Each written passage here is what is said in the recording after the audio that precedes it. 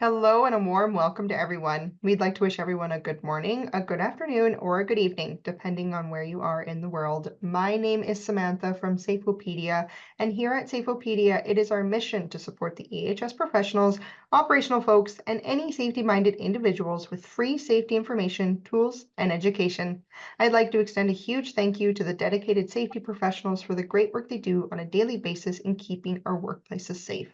Today, we are proud to present gas detection questions and answers for the oil and petrochemical industry.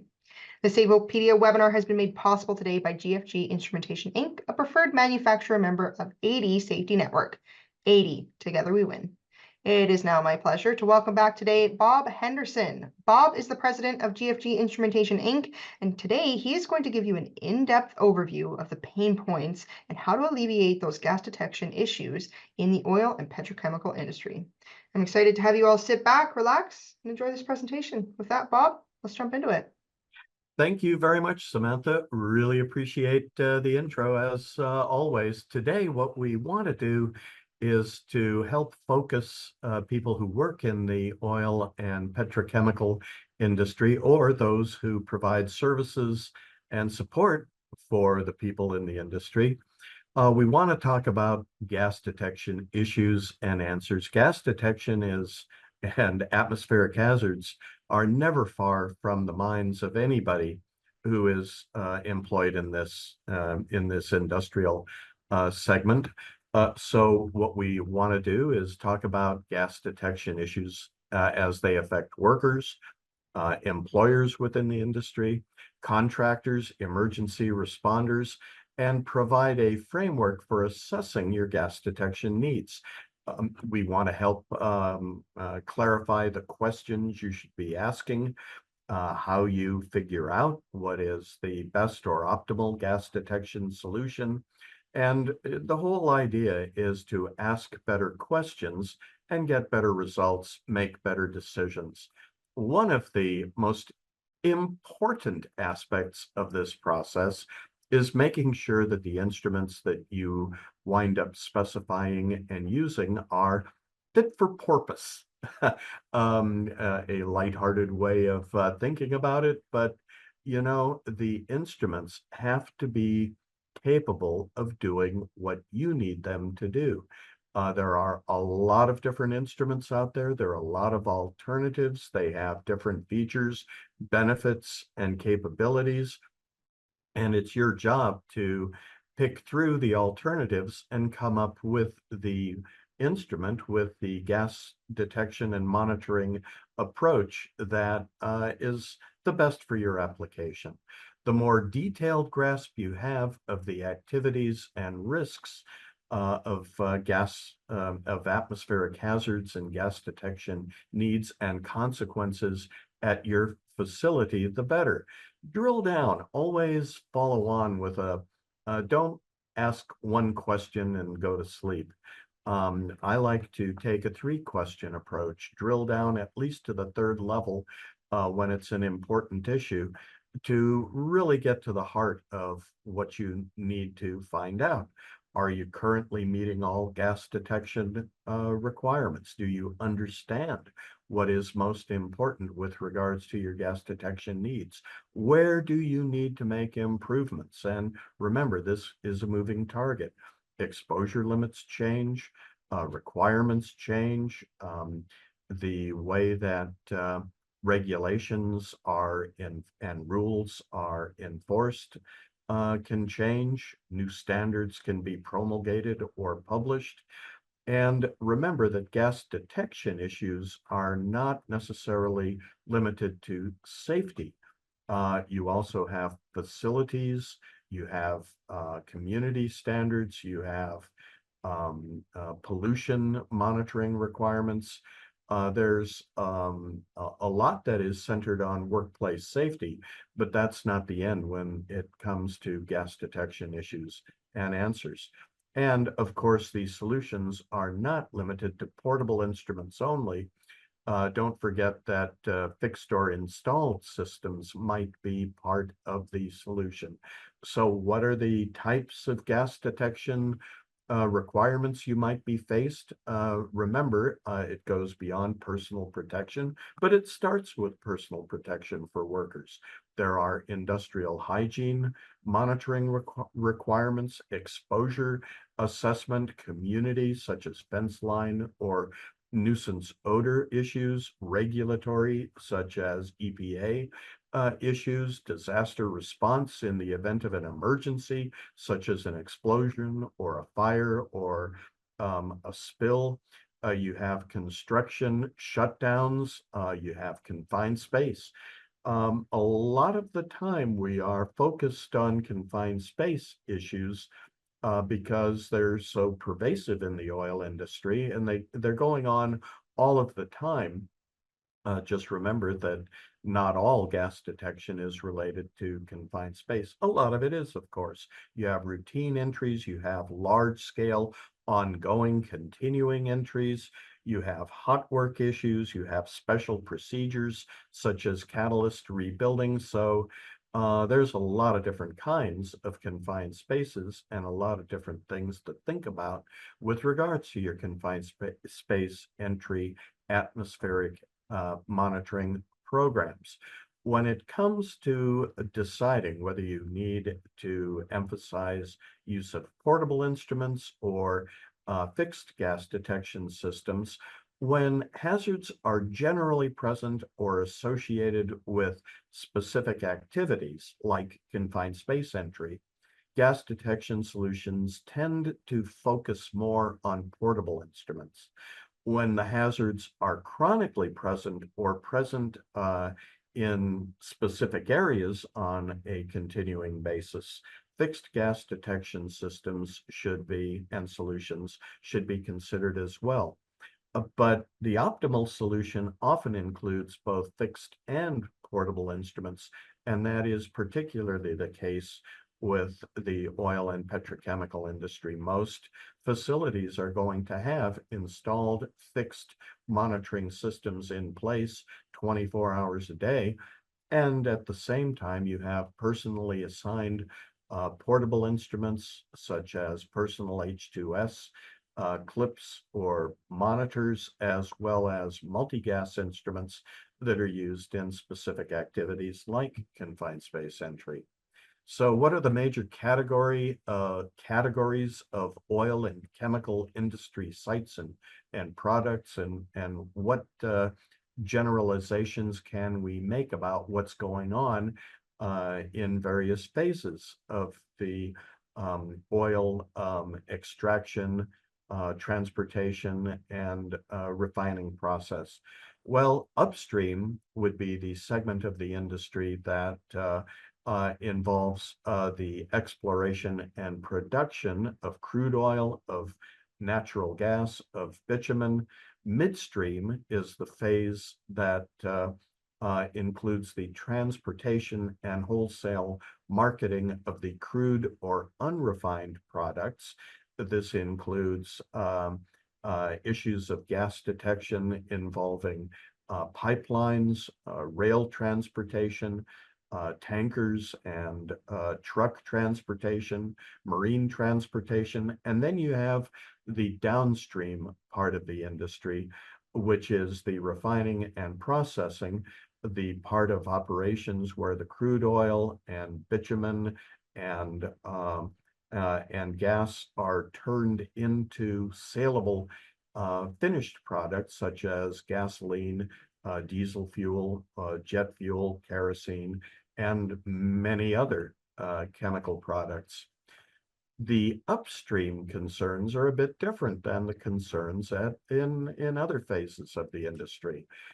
Typical upstream concerns are driven by the fact that production is often in fairly remote areas or in small facilities.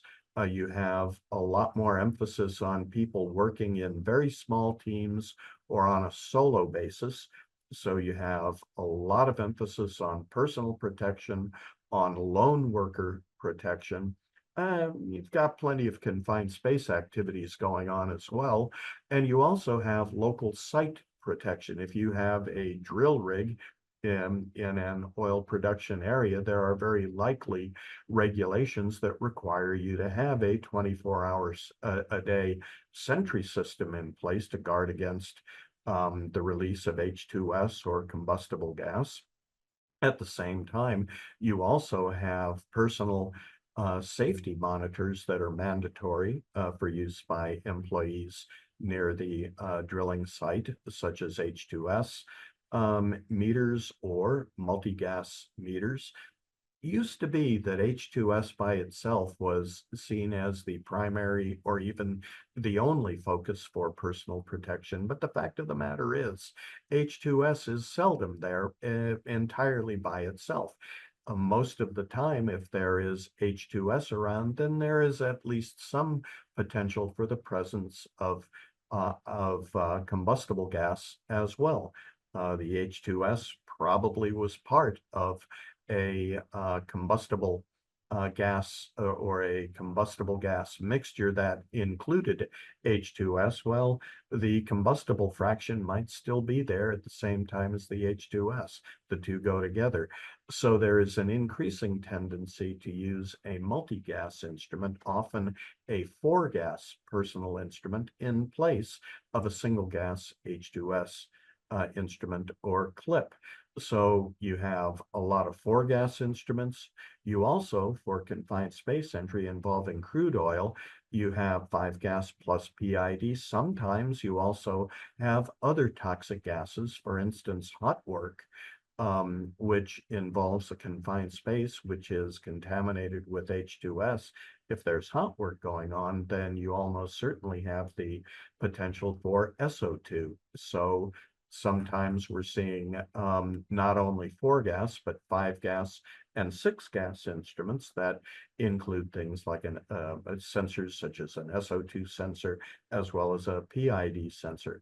So more sensors, more hazards, more attention to everything that can affect worker safety. Another issue with upstream applications, not only are workers by themselves a lot of the time, but they are by themselves for prolonged periods of time. They may be assigned an instrument which they have with them. The instrument may not turn up at a larger facility or a place where it can be serviced or clocked in, if you will, maybe on a monthly or bi-monthly basis. So the instruments are in the hands of users who have to be pretty self-sufficient.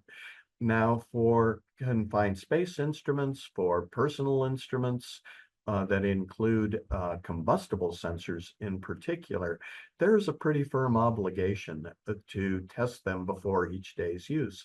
Testing them is pretty easy. All we're talking about is exposing the instrument to test gas that has a sufficient concentration of the stuff you're trying to measure to cause the alarms to be activated. Yes, no. Do the sensors respond? Do the sensors not respond? That comprises a bump check. So that's the minimum way that you can assess whether the instrument is usable before each day's use. And there's a pretty firm obligation to do that. Well, if your policy is for workers to do that with their assigned instruments, then you better assign them a kit that includes the test gas and regulator and whatever else they need to assess the usability of the instrument. Periodically, of course, you want to do a full calibration. You should follow manufacturer guidelines for how often you perform a full calibration. You can simplify that enormously by going with a docking station, which largely automates the function of calibrating and adjusting the instruments and also helps you retain the necessary records. So with upstream applications, there is an increased obligation to make sure that wherever the instruments are, whoever the instruments are being cared for by, that they're being cared for in conformity with local regulatory requirements and according to manufacturer requirements. For midstream concerns, they're very similar to upstream concerns. You have typically a few more workers involved, but still a lot of the emphasis is on personal protection, lone worker protection, more and more confined spaces. And again, the reliance is on single sensor instruments, still large number of H2S detectors being sold, but also large numbers of multi-gas detectors. And it's not just your basic four gas configuration where you're measuring O2, LELCO, and H2S. Increasingly, we see five gas and six gas and even seven gas combinations to look at other material hazards. That's going to be a function of what's going on with facilities and in circumstances where you are in charge or you are involved. When you get to the downstream part of the industry, these are often huge facilities, refineries, chemical plants, um, um, refineries with satellite operations that are focused on specific activities or products. You still have the emphasis on personal protection, but now a much higher likelihood that everybody on site is going to be equipped with a multi-gas personal instrument with the measurements of the hazards that are going to be locally present at that site. You have toxic exposure monitoring. You're a large facility. In many cases, you're under a high level of scrutiny from regulatory agencies. And that means more documentation. You have an unlimited quantity of confined spaces to deal with. You have shutdowns. You have a lot of fixed systems in place and a lot of considerations that go into that. So you have a wider assortment of instruments. This is a place, an application where we see for confined space entry, typically, it's seldom done on the basis of at least the initial assessment of the confined space prior to entry. That is almost always going to be done with at least a five gas instrument that assesses VOC exposure in part per million concentrations. And again, if there is H2S around, increasingly, we're evaluating for SO2 as well as H2S, but that depends on the facility and the activities. Once the initial assessment has been completed and you determine that there is no VOC, that there are no toxic VOC considerations, then you may be able to graduate down to a four gas instrument carried by the people who are actually working in the confined space. But at least the initial assessment increasingly is done minimally with a five gas instrument equipped with a PID as the fifth sensor. During the refining process, if this is your job, then I don't need to teach fish to swim here. You're using fractionation, cracking, and reforming to turn the crude products into saleable products. Cracking converts high molecular weight hydrocarbons into more useful low molecular weight molecules that then can be sold or processed into other products. The reason that I am going out of my way to talk about this is that the cracking uses and procedures, uh, cracking uses and produces, let me try to say that the way I meant to, hydrogen. Hydrogen is a big issue at refineries. And although infrared LEL sensors are very good for a lot of purposes, one thing they are not good for is for the detection of hydrogen. Hydrogen does not absorb infrared light at all, and infrared LEL sensors cannot be used for hydrogen. So if you're using an IR LEL sensor, in a location where hydrogen is being produced or is potentially present, that's fine. Use the IR LEL sensor for everything else, but you should consider equipping the instrument with a substance-specific sensor for direct hydrogen measurement as well, and those are easily available. So what are the other common atmospheric hazards in the oil industry?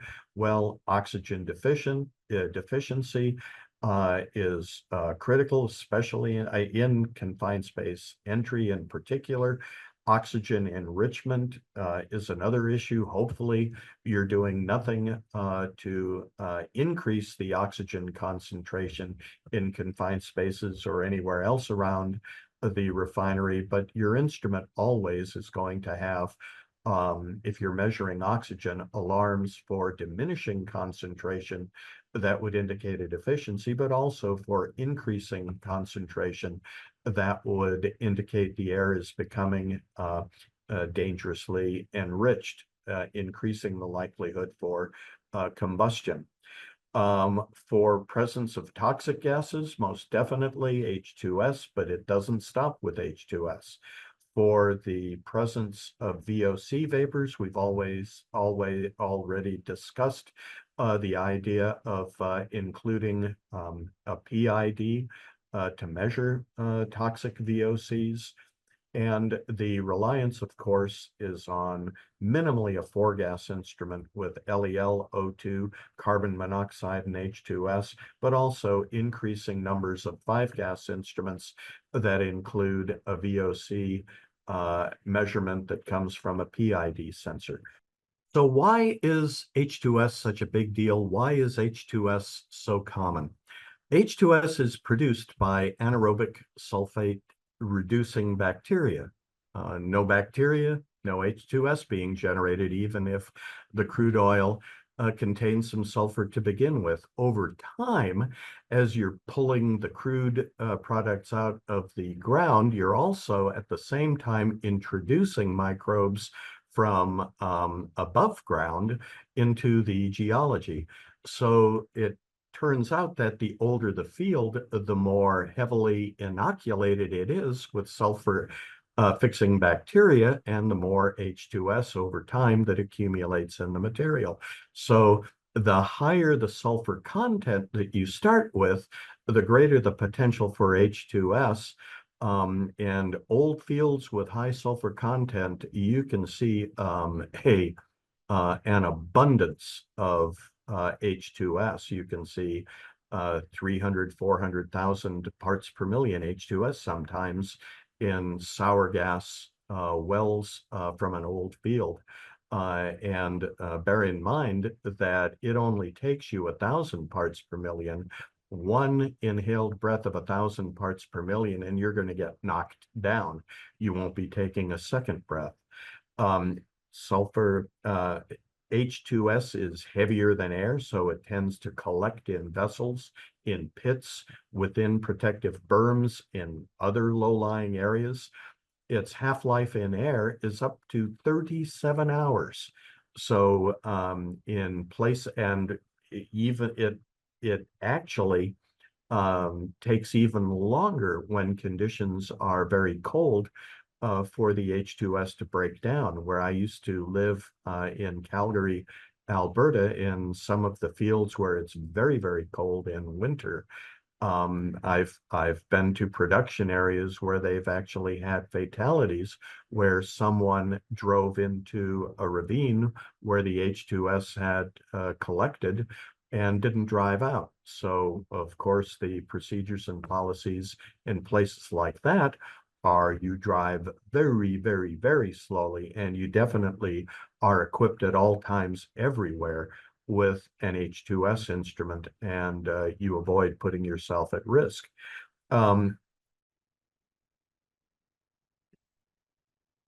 Choosing the right LEL sensor is an increasingly important issue. There are several different kinds of LEL sensors out there.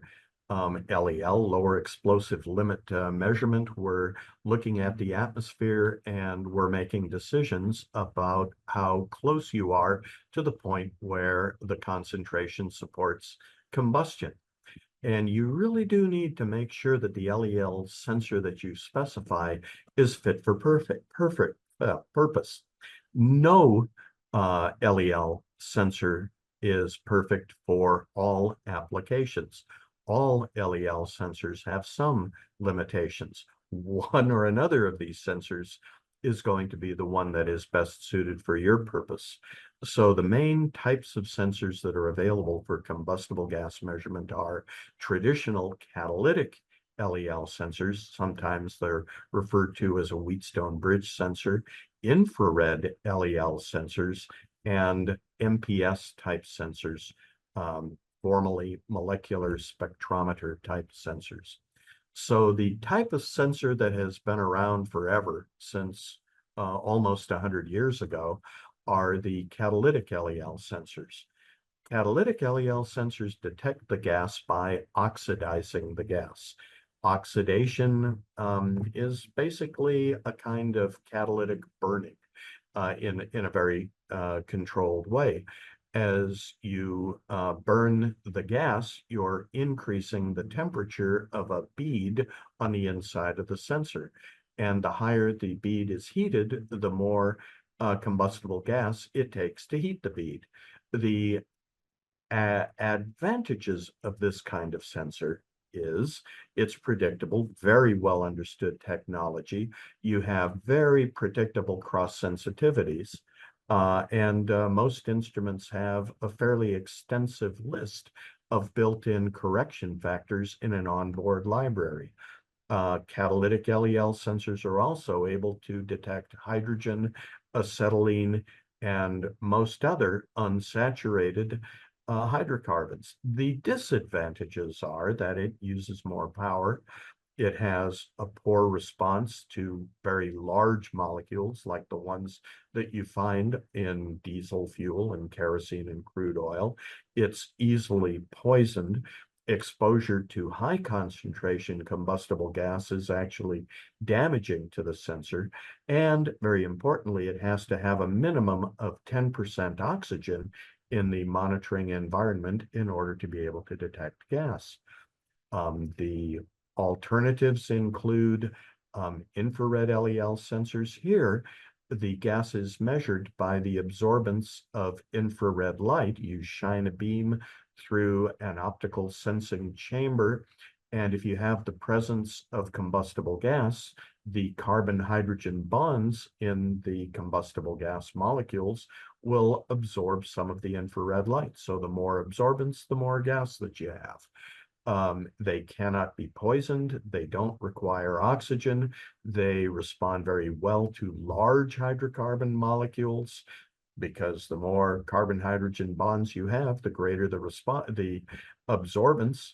The disadvantages are that the molecules must include chemical bonds that absorb at the wavelengths used for measurement. In the case of hydrogen, they don't. There is no absorbance of infrared radiation by hydrogen molecules, so it doesn't work.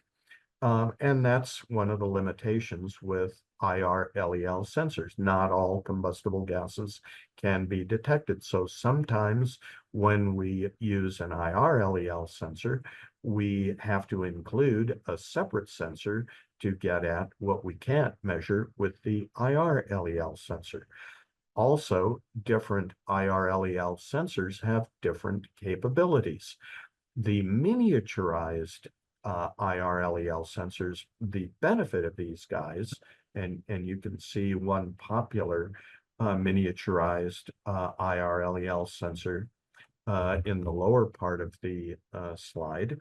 They require very, very, very little power to operate, so you might not even have to ever recharge the instrument in which they are being used to measure gas.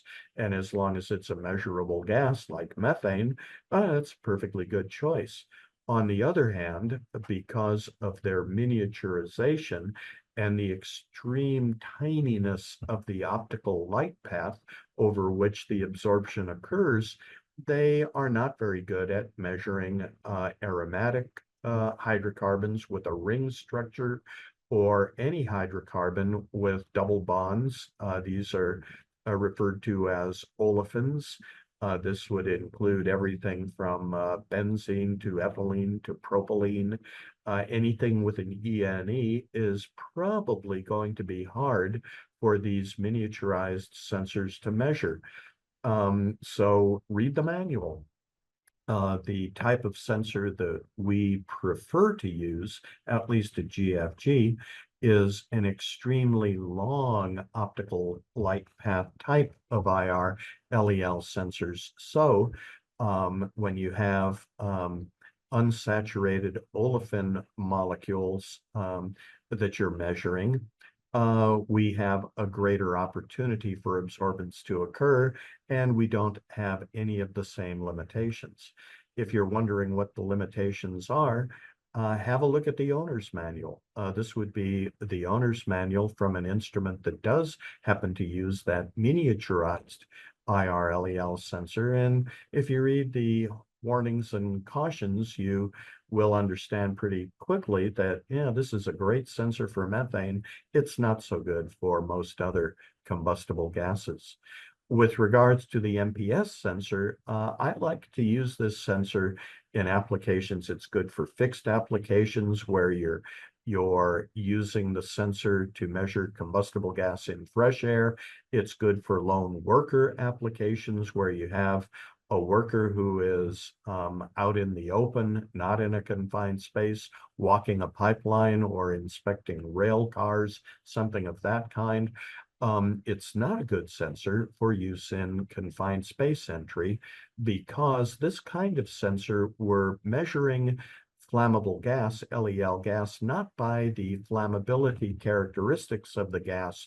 We're actually measuring as a function of the density of the gas compared to fresh air. So if you have a lighter than air gas, the lightness of the gas mixture in air is compared to the density of fresh air, and that's how you get a reading. If it's a heavier than air combustible gas, like um, pentane or butane or propane, it's the density compared to the density of fresh air that drives the reading. So all of that can work well outside of a confined space, but inside of a confined space, if you have, for instance, an oxygen deficiency in the confined space. What causes oxygen deficiencies? Well, they're caused by a number of different causative means, but one of the most common is microbial action, which consumes the oxygen that was originally in the confined space and generates carbon dioxide. And if that is going on and you have the presence of carbon dioxide in the confined space, to this kind of sensor, that looks exactly like the presence of a heavier than air combustible gas. Um, Carbon dioxide has exactly the same or near to the same molecular weight as propane. And it only takes 2,100 parts per million of CO2 to look like 10% LEL to this kind of sensor. And bear in mind that the toxic threshold for carbon dioxide is 5,000 parts per million. So you're not even halfway in terms of carbon dioxide to the point of generating an alarm due to the toxic accumulation of CO2.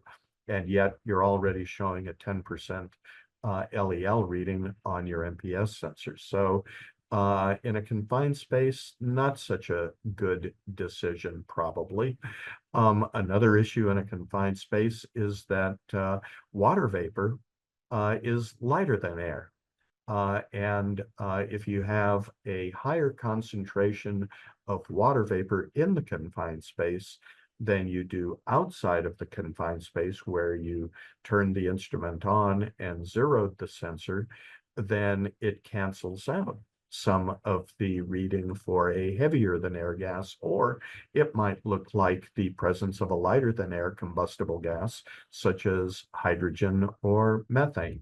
So better to choose a different kind of LEL sensor for inside confined space combustible gas measurement than when you're measuring the combustible gas for a lone worker outside the confined space. So as you can see, there are a lot of new developments in gas detection technology to consider. You have new products, new sensors, but you also have changes in regulations. You have new procedures, new requirements. Wireless communication is much more mature now than it was in the past. And you also have options for, because of wireless communication, third-party support through call centers, emergency response coordination, help with record keeping and notifications, other internet-based maintenance programs. So there's a lot to think about. Again, just because requirements are evolving does not mean there are not lots and lots of applications and situations where the primary focus should continue to be on H2S measurement. But H2S is only one of the many sensors that are available for use with single sensor personal meters. You also have NO2 that's present in exhaust.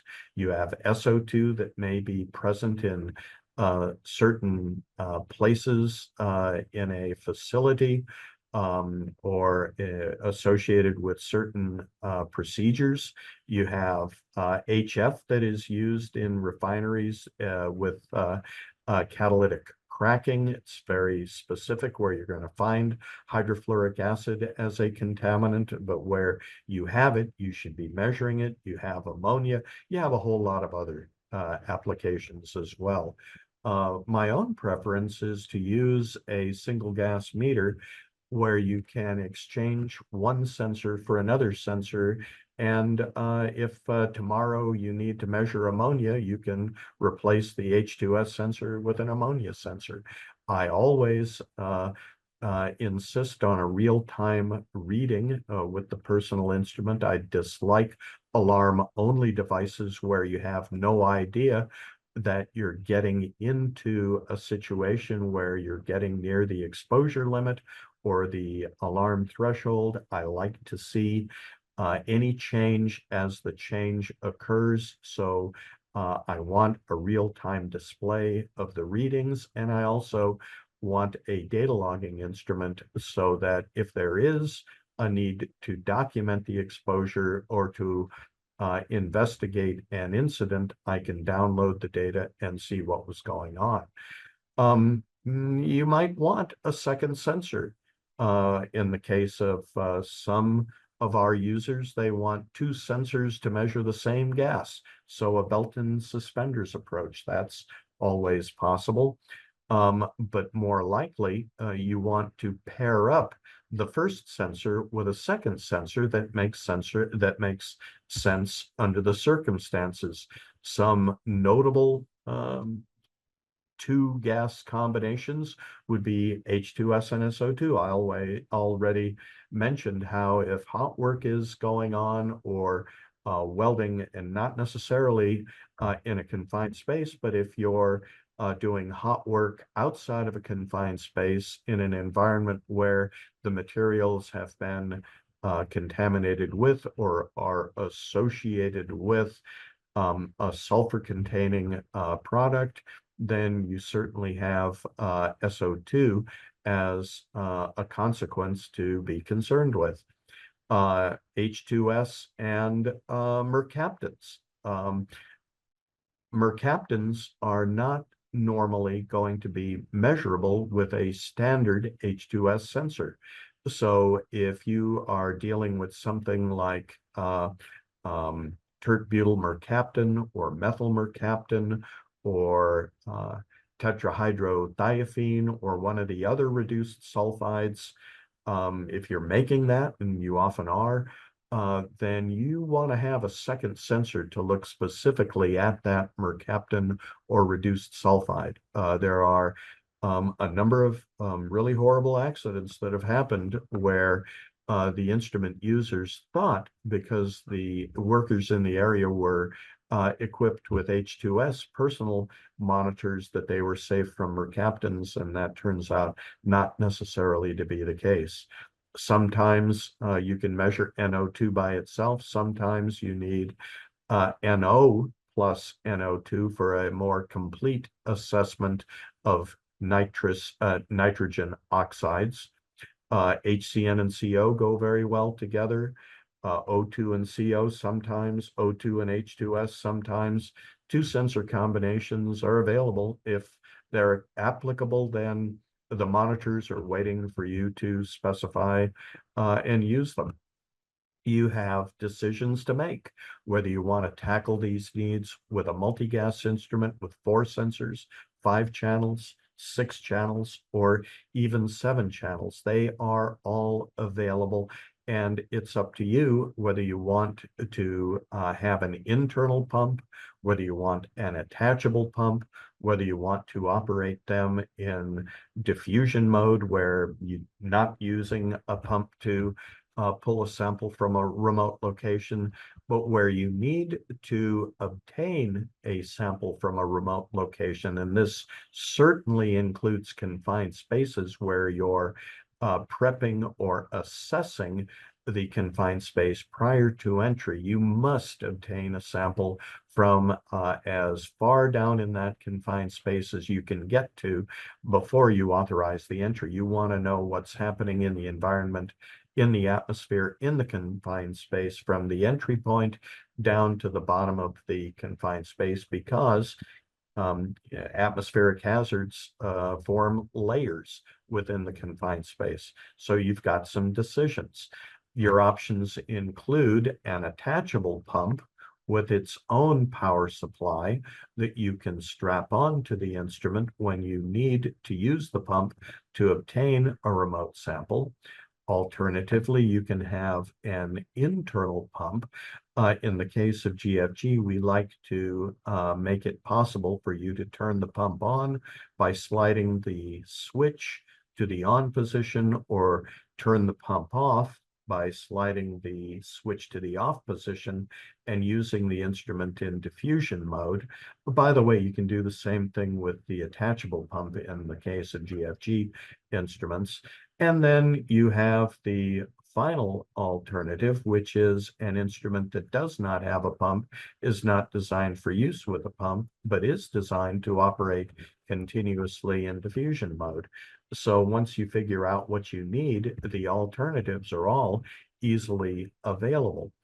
When you are evaluating when and if it's time to expand, replace, or change the equipment that you are currently using, uh, I like to suggest going through a self-questioning process.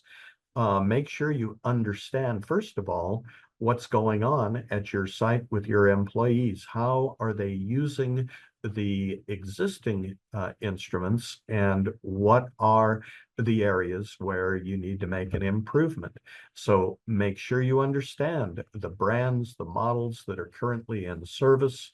Make sure that you understand the strong points of the existing equipment, as well as the weak points or the problems or the areas where, for one reason or another, you need to make changes or improvements. Ask the manufacturers of your existing equipment or future equipment, as well as the distributors of the equipment that you're currently using, who you, I hope, trust and who are a source of needed information. Ask them for an opinion, ask them for alternatives. And when you are evaluating different instruments, download specifications if you are able to get your hands on them, comparison charts if they exist, and see how different instruments stack up against each other. And make sure you evaluate the ways that your local distributors can help you when you decide to make that purchase. You don't, I think, in general, want to buy a product and then not have any source of ongoing support. You deserve good support. You're the customer. So make sure the distributor is on board with being there when you need help, because a lot of the times you could use a hand at some point in the life cycle, in the ownership cycle, after you acquire that instrument. Uh, so how well is your current equipment performing? That's the starting point in the self-assessment. Are you happy? Can you spot the problems? Are you aware of any problems? Have you asked the people not in the corner office, who might be kind of remote from the situation, but make sure that you have talked to the people who use the equipment on a day-to-day basis. Are they happy? Are they having problems? What are the features that you've heard about, maybe, or you've seen at trade shows or in advertising? What features are you interested in if you make a change? What brands have you heard about that have a good reputation that you're considering? What are the alternatives? Again, talk and work with your distributors. They're a great source of information. Distributors tend to have more than one instrument line. They have more than one product that they are competent to talk with you about. Take advantage of that. And when you have a technical question, go directly to the manufacturer if you're a little suspicious about the answer that you're getting from a local salesman or somebody who might not have the level of expertise that you need. And in the oil industry, the truth of the matter is the people who use the instruments often have a very high level of knowledge about the product, almost as high a level of knowledge about the products they use as the people at the factory where the instruments are manufactured. Try to avoid being overly focused on price, especially at an early phase in the process of thinking about what you need and specifying what you're going to go forward with if you make a change. Eventually, the decision does have to involve price and affordability, but remember, there is a difference between the initial purchase price and the true cost of ownership. um, Once you fully identify the problems and issues the new equipment will address, once you figure that out, it's going to be easier to understand the costs of the new equipment versus the benefit and the reduction in your pain that the new products are going to provide. At that point, when you understand the trade-off between benefits and costs, it's going to be easier to think about the price that is going to finally drive and allow the purchase decision. Cost of ownerships include, are you, nobody knows better than you. Are you spending a fortune keeping your current equipment in service? You should not be. Are you being charged a monthly fee for reports and factory support? Well, if you are, it better be worth the fee that you're paying. Sometime the monthly fee or the yearly contract fees for that support can be very, very expensive. Do you trust your gas detectors? Do you have a lot of sensor failures? Are you having battery issues, battery problems? Do the instruments run a sufficient period of time on a single charge or set of batteries? How are you dealing with testing and calibrating your instruments? Are you doing it yourself? Are you using a service? Are you dealing with the factory? Are there any special conditions or contaminants that present special monitoring issues? One of the big ones we'll be talking about in just a moment is benzene. Do you feel that you are getting a good deal? When it comes to confined space entry, that's not the be all and end all of gas detection, but it's a pretty darn important part of your overall gas detection requirements. And do make sure that if you have the presence of VOCs in your confined spaces, that you consider including a PID sensor. Volatile organic contaminants, VOC chemicals, they're they're going to produce potentially combustible vapors, but long, long, long before you hit 10% LEL or even 5% LEL, you'll have exceeded the toxic exposure limit for the VOCs. So you need to measure the VOCs in part per million concentrations.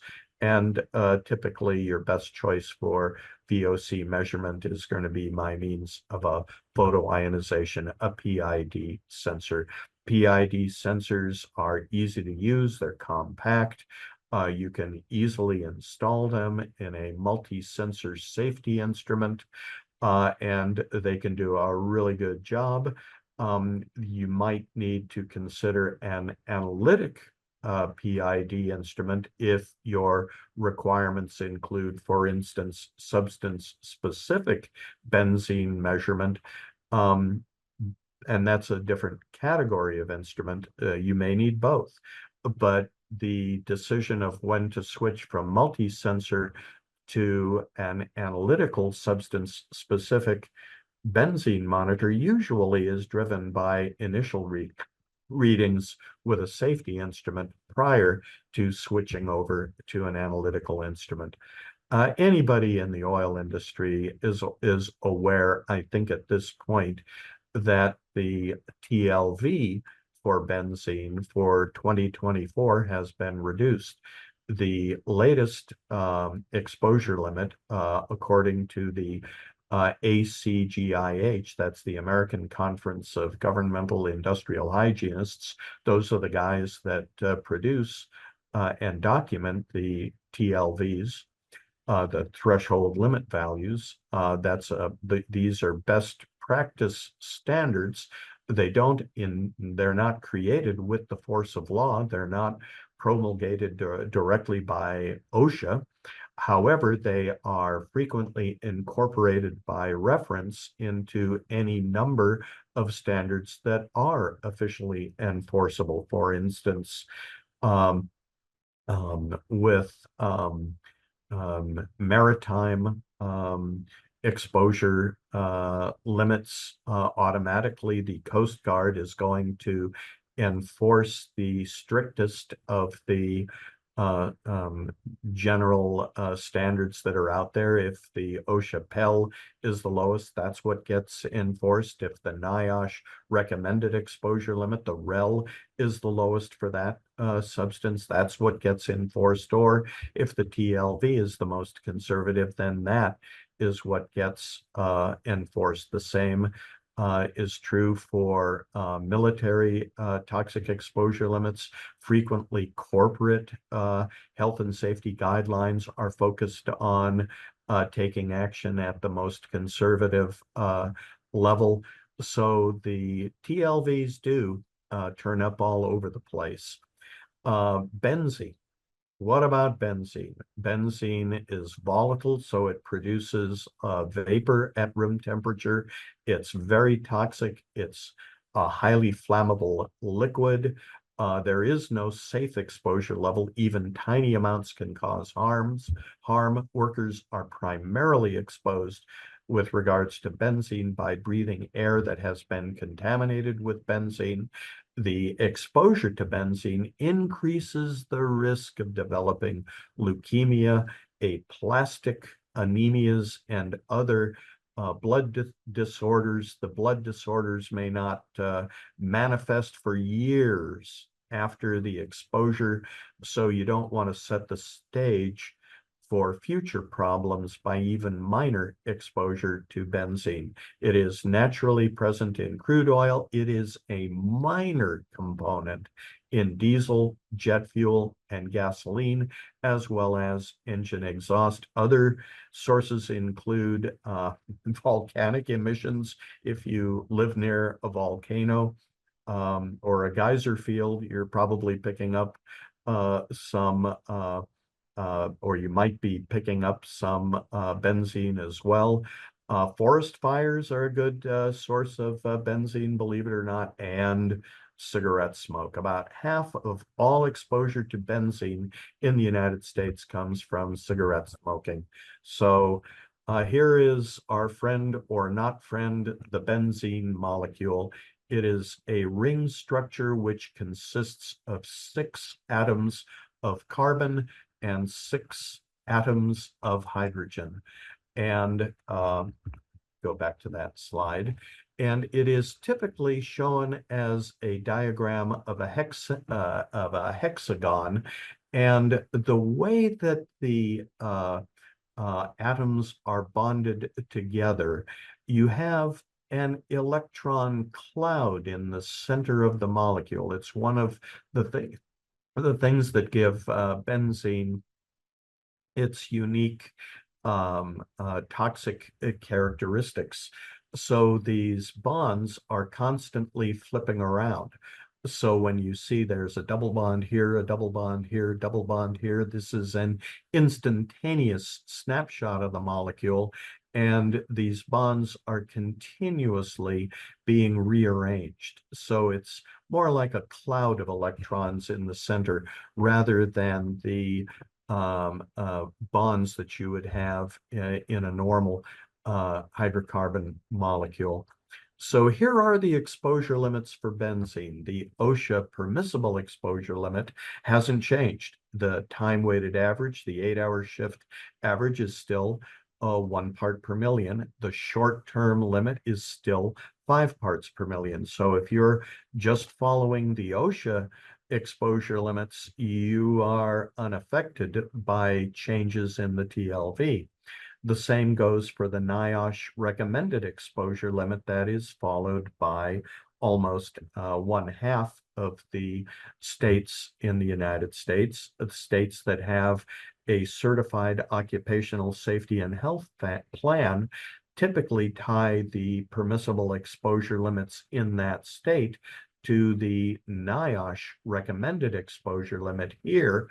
It's the same as it was last year. Time-weighted average limit is 0.1. The STEL is 1.0. The big change is with the TLV. The old TLV used to be 0.5 and 2.5.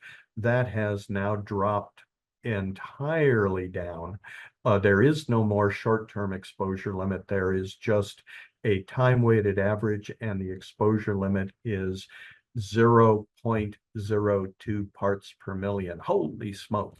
People immediately wonder, well, does that mean that I have to measure benzene by a substance-specific means and set the alarm at 0.02 parts per million? That's going to be impossible. And they are probably right. That's not what the TWA concept is all about. With a time-weighted average that's calculated on an 8-hour exposure basis, and you're allowed to be above that concentration as long as you spend an equal amount of time at a concentration that is equally below that limit. So the question is, if I am allowed to exceed 0.02 during the shift, how high can I go as long as it averages out over the complete shift as 0.02 and no higher? Well, the ACGIH does have some pretty good guidance about that. And here's the fine print of what it says in the TLV handbook.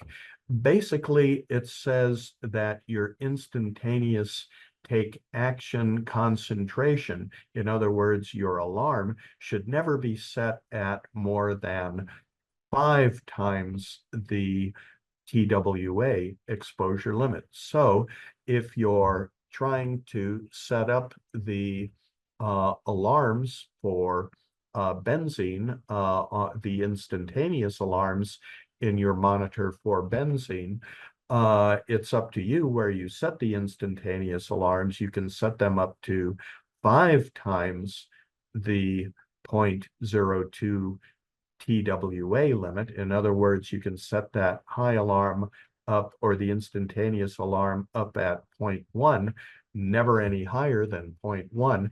And at the same time, you should also make sure that you are not exceeding the 8-hour TWA. So how do you get there?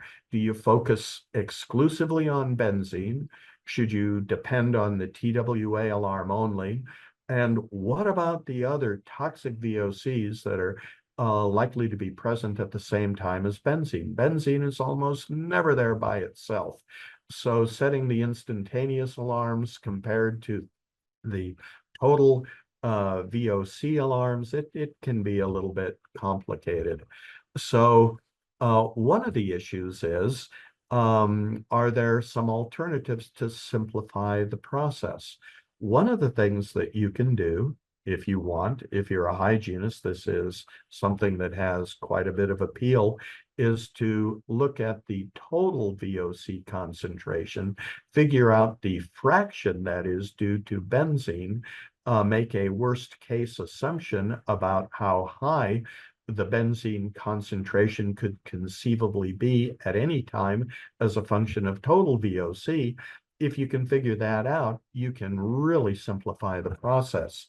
This is an actual, well, it's a solution that was used by hygienists and marine chemists who were cleaning up a gasoline fuel barge accident. They did a lot of monitoring and figured out that the highest substance specific concentration of benzene as a fraction of total VOC that they could find anywhere at all associated with the barge, either around the barge or in the barge, was 0.0058. In other words, 5.8%. This was a cleanup where the federal permissible exposure limit of 1 part per million was what they needed to conform with. So it's a very easy calculation. You divide your target concentration of 1.0 ppm by the fractional concentration of benzene, and that gives you an alarm setting. So it turns out, believe it or not, you could leave the alarm set at 172 for total VOC, and you would not exceed the OSHA PEL of 1.0.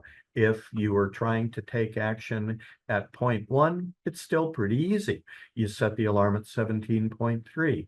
Or if you want to take action, if you want to take action based on an instantaneous concentration of 0.02, you can get there by focusing on total VOC in this case and setting the alarm at 3.5. And that is a lot easier than trying to come up with means of taking action on a substance specific basis at the benzene exposure limits.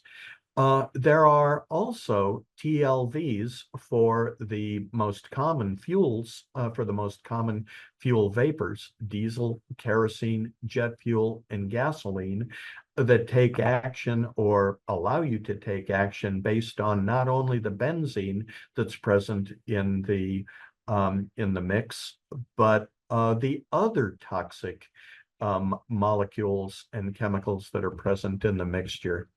What are some of the other toxic hydrocarbons in crude oil? It's quite an assortment of them.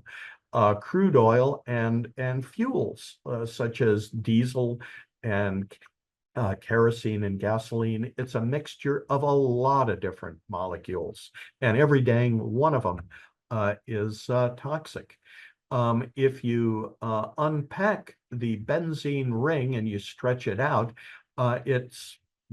it becomes hexane. Hexane can be unchained, or you can have the 6 molecules forming side chains in various configurations. The most toxic form of hexane, and there's a lot of hexane in gasoline and in diesel and in kerosene. The TLV is 50 parts per million.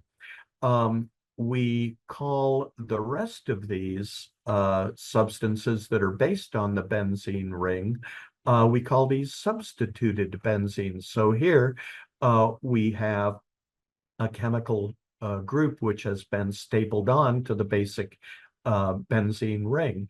You have toluene, which adds a CH3 group. You have xylenes, which have two uh, CH3 groups. You have ethylbenzene, which has an ethyl group. You have phenol, which has an alcohol group. You can kind of guess why all of these chemicals are pretty damn toxic by how closely they resemble benzene.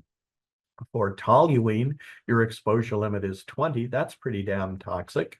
Ethylbenzene, 20 again. For cumene, and I'm sure a lot of you guys either deal with cumene or have heard that chemical name many times. That's the fella here that has the isopropyl group. That has a TLV of 5 parts per million. So that's pushing the same kind of toxicity that you see with benzene, not too far from it.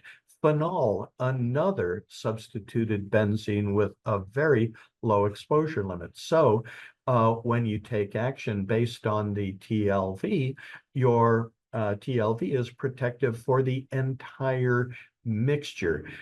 For diesel, only a tiny fraction of the diesel vapor comes from benzene. The rest of the diesel vapor comes from all this other stuff. So when you take action at the toxic exposure limit for diesel vapor of 15 parts per million, you're not only guarding against benzene, but you're also guarding against all the other stuff. If you need to take action based on or confirm or assess for the substance specific presence and concentration of benzene, you're going to want to use an analytical instrument. Usually that's a photoionization detector that is equipped with a separation tube that removes the other stuff that would otherwise be part of the overall reason. You want to restrict the reading to benzene only, and you do that with the benzene tube. Make sure that the instrument is fit for purpose.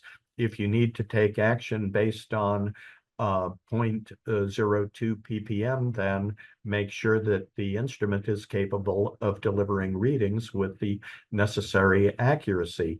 Some benzene specific monitors are capable, others are not capable, and often you'll have different models of the product from the same manufacturer that offer different capabilities. If you don't need to take action at 0.02 ppm, if you only need to take action at 0.1 ppm, then you don't need the capabilities of an instrument that allows you to take action at 20 parts per billion. So make sure you read some manuals, you read some specification sheets, and typically my favorite approach is to do the screening with a multi-sensor safety instrument against some kind of take action threshold concentration based on total VOC. And if you exceed that TVOC concentration, then you reach for the substance specific monitor for benzene. A lot of the time we do screening at 15 parts per million or 5 parts per million TVOC. And if you exceed that concentration, then you read for the substance specific benzene analyzer. Make sure you consider the kind of batteries that you're using in the instrument. There's a lot of benefit to be able to switch over to alkaline batteries in a lot of cases and not have to worry about charging the instrument. If you do have a rechargeable battery, consider whether or not to use a design with lithium ion rechargeable batteries, which are hazmats and which you cannot ship unless you have hazmat certification. And without all of the associated hazmat paperwork, Nickel metal hydride batteries are not hazmats. They don't require hazmat documentation nor a certified hazmat tech to manage the shipment. When it comes to wireless communication, make sure that the type of communication matches your needs. Bluetooth is good for short range. It's not good for longer range communication. Cellular modems built into the instrument are great if you have a cell tower nearby. They're not so good if you're in a confined space or in a structurally complex environment, which blocks the ability to get through to the nearest cell phone tower. Um, ISM license-free radio frequency communication may be a better approach. It gives you greater communication distance and may be able to punch through obstacles a little bit more readily. Um, my advice would be on that topic to do some field testing to see whether the wirelessly enabled instrument is actually capable of doing the job that needs to be done. And my advice is if you're going to depend on wireless communication to make real-time decisions, make sure that the guys who are getting the information are the guys that you're depending on to respond. What that means to me is generally the most important guy to have that information in the context of a confined space entry is the entry supervisor. You want the people who are going to respond if something starts to go sideways or there is an emergency. You want that supervisor to be fully aware as quickly as humanly possible. And then if you have third-party responders, like an on-site emergency response team, you want those people to be getting that information in real time as well. Any gaps between when the accident or the emergency starts to occur and when the people who need to know in order to be able to respond finding out, that gap is a very expensive thing. Remember that you only have 3 to 5 minutes if your accident includes a worker who has lost consciousness. You've only got 3 to 5 minutes to fish him out of the confined space, resuscitate him,